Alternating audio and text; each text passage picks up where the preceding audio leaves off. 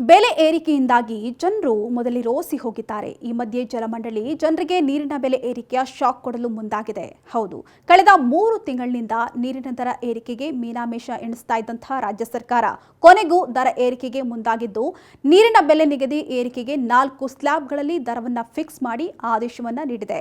ಹೌದು, ಇಂದು ಜಲಮಂಡಳಿ ಅಧಿಕೃತವಾಗಿ ನೀರಿನ ಬೆಲೆ ಹೆಚ್ಚಳ ಮಾಡಿದ್ದು, ವಸತಿ ಬಳಕೆಯ ಪ್ರತಿ ಲೀಟರ್ಗೆ 1 ಪೈಸೆ ಹಾಗೂ ಕೈಗಾರಿಕಾ ಪ್ರದೇಶಗಳಿಗೆ 1.20 ಪೈಸೆಯಷ್ಟು ಬೆಲೆ ಏರಿಕೆ ಮಾಡಲಾಗಿದೆ.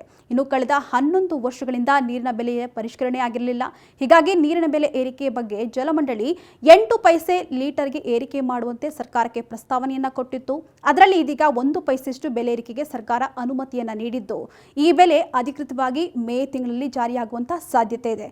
ಇನ್ನು ಈ ಪರಿಷ್ಕೃತ ನೀರಿನ ದರ ಇಂದಿನಿಂದಲೇ ಜಾರಿ ಮಾಡಿದ್ದು, ಈ ತಿಂಗಳು ಬಳಕೆ ಮಾಡಿದಂತಹ ನೀರಿನ ಬಿಲ್ ಮೇ ಮೊದಲ ವಾರದಲ್ಲಿ ಬಳಕೆದಾರರಿಗೆ ನೀಡಿ ಪರಿಷ್ಕೃತ ದರವನ್ನು ವಸೂಲಿಗೆ ಜಲಮಂಡಳಿಗಾಗಲೇ ಸಿದ್ಧತೆಯನ್ನು ಮಾಡಿಕೊಂಡಿದೆ.